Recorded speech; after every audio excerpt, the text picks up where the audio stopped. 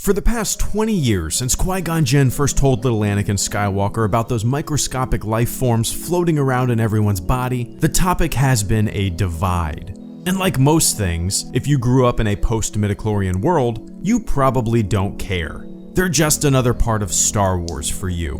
But if you were a fan well before 1999, you might feel a little different. Let's talk about midi-chlorians, the concept of midi-chlorians, a little history of the Force outside of the films, scramble it all in one big-ass confusing Star Wars midi-chlorian omelet, and then try to dive into why so many people had a problem with those little microscopic cellular, get them out of my Star Wars, midi-chlorians, were microscopic intelligent life forms that originated from the foundation of life in the center of the galaxy, and ultimately resided within the cells of all living organisms, thereby forming a symbiotic relationship with their hosts. The Force spoke through midi-chlorians, allowing certain beings to use the Force if they were sensitive enough to its powers. In order to gauge an individual's potential in the Force, blood tests were used to estimate the number of midi-chlorians within the subject's cells. In an issue of Elle magazine from France in 1999, there was a midi-chlorian microscope. Their existence was integral to the all-encompassing energy field known as the Force, by serving as the link between the living and the cosmic aspects of the Force. The midi-chlorians made it possible to preserve an individual's consciousness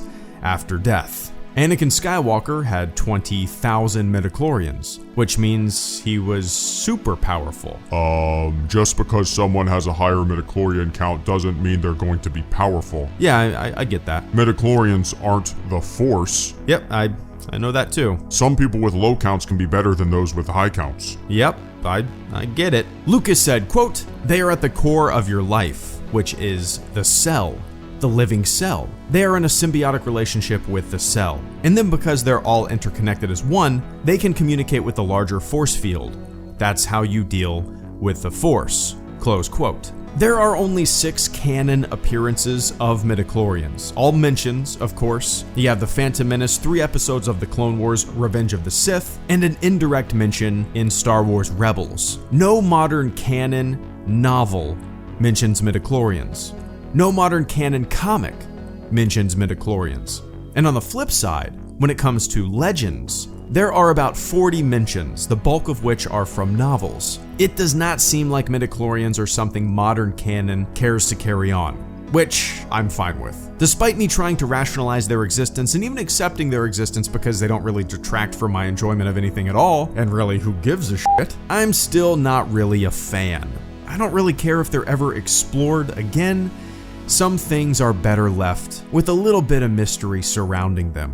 Because of a lack of canon mentions, midi-chlorians don't really have much context around them. In Legends, that was a different story. In Legends, it was said that a high midi-chlorian count often indicated greater Force abilities, but that wasn't always the case. There was even a Force detector that the Inquisitorius used to measure the Force when they hunted Jedi. It used 2 sheet crystal paddles connected to a control pack powered by rare Thasian crystals found only on Mimban. Some Jedi believe midi-chlorians were created by the Force to serve as a link between it and other life. Because so much of what was known about midi-chlorians came from legends, it's difficult to say where everything falls into place when it comes to canon. We really only have the films and the Clone Wars animated show to go by. And there's really not that much there. Production and history. When did the concept of midi-chlorians come about? It's hard to say for sure, but I found something pretty weird while searching around for midi-chlorian stuff. It's kind of a real-life retcon, a little rewriting of the history books. So, a book came out in 2007 called The Making of Star Wars: The Definitive Story Behind the Original Film, by J.W. Rinsler. The book features an interview with George Lucas from 1977. Let me read this passage. Again, this is from 1977. Quote, "The Force is really a way of seeing. It's a way of being with life. It really has nothing to do with weapons. The Force gives you the power to have extrasensory perception and to be able to see things and hear things, read minds, and levitate things. It is said that certain creatures are born with a higher awareness of the Force than humans. Their brains are different. They have more midi-chlorians in their cells." Close quote. And you may be thinking, wow, George Lucas talked about midi-chlorians in 1977? Well, it turns out everything in that quote is actually from 1977, except the mention of midi-chlorians. According to the book's author and an article on StarWars.com about midi-chlorians, the mention of midi-chlorians was added for the 2007 book. Quote, please note, while we were preparing text for the making of Star Wars, Lucas added a note to this passage about midi-chlorians, bringing his original words in line with his later thoughts and the events of the prequel trilogy. Close quote. It's kind of weird. The quoted interview on StarWars.com actually omits the midi-chlorian mention because that's not how the actual interview went down back in 1977. But for some reason, Lucas wanted to make it seem like it was, I guess. It's just kind of weird. If this was changed to fit a narrative, what else was changed? I mean, maybe nothing. Maybe this is the only instance. But when one thing is a proven fabrication in a book that is supposed to kind of act as a historical look at the making of something, you know, I can't help but wonder if anything else was altered. I love this kind of shit. During a story conference for Return of the Jedi, which can be found in the Making of Star Wars Return of the Jedi book, Lawrence Kasdan, Richard Marquand, and George Lucas discuss the Force. Kasdan: the Force was available to anyone who could hook into it? Lucas: yes, everybody can do it. Kasdan: not just the Jedi. Lucas: it's just the Jedi who take the time to do it. Marquand: they use it as a technique. Lucas: like yoga. If you want to take the time to do it, you can do it. But the ones that really want to do it are the ones who are into that kind of thing. Also like karate. Obviously, Star Wars has changed significantly over the past 40 years.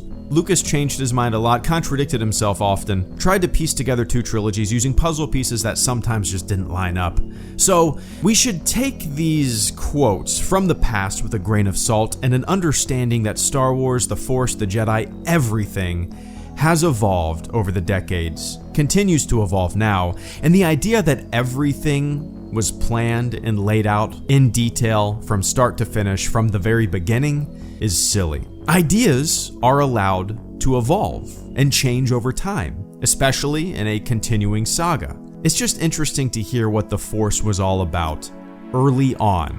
My stupid thoughts. You have to remember, when people first learned about midi-chlorians, there wasn't Season 6 of the Clone Wars, there weren't novels, there weren't video games. All we had was Qui-Gon Jinn's short explanation. And after 2 decades of mystery and magic, after 2 decades of Yoda the Guru, after 2 decades of anybody can be a Jedi, to suddenly, seemingly, upend everything by introducing cellular measurement in some nebulous game of biological determinism was understandably irritating. Wait, the Force is kind of measurable? What the fuck? Was the backlash to midi-chlorians overblown? Yeah, as backlashes usually are. That's kind of why I shrug my shoulders at a lot of the rumblings in the fandom. You know, I've seen it before. It's not the first time. It's not the last. I digress. There's an argument that midi-chlorians are kind of an analogy for natural talent. I can play basketball all day, every day, but I would never be as good as Michael Jordan. I could try to write catchy tunes from sunup to sundown, but I would never be as inventive or gifted as Paul McCartney. Some folks are born with it, a natural leg up, an inherent talent. And if you look at midi-chlorians through that lens, it can be a useful way to interpret them. I can train nonstop and try to hone my proficiency in the Force, but I'll never be as talented as Anakin Skywalker. I understand that point of view. I can make sense of it. But again, this original trilogy fanboy asshole just can't bring himself to love the concept. The concept of the Force now seemed to have some kind of capped video game leveling system that factored in heredity and bloodline with some kind of locked number that you're born with. Sorry, you're stuck. Because on the surface level, it's a governor. Not like a political governor, but like an engine governor.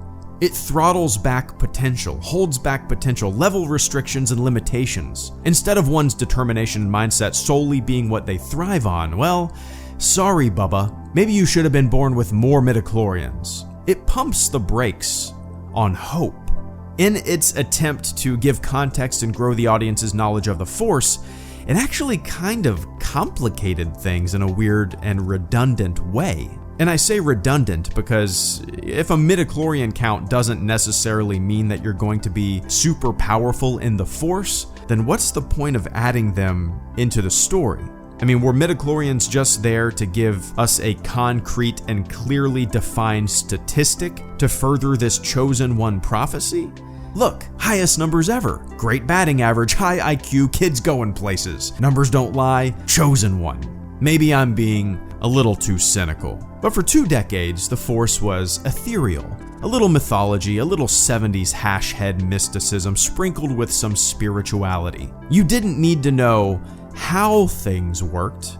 Who cared how the Force worked? It was a state of mind. It was a realization that there was something bigger than yourself that you could tap into, that you could become a part of. And it always seemed as though the Force was even mysterious, a little bit, to those who were proficient in it. But then things became detail-oriented. In an attempt to explain the Force, or rather the way it works, it made the Force more convoluted. In some weird, counterintuitive way, the more mysterious the Force was, the more it kinda made sense. The Force is strong with this one. It's about feeling. It's a sense, a connection that you can't quite put your finger on. Do midi-chlorians add anything of importance? You know, I suppose they do, for certain Star Wars fans. The fans who love hyper detail and want to have every single minor thing explained.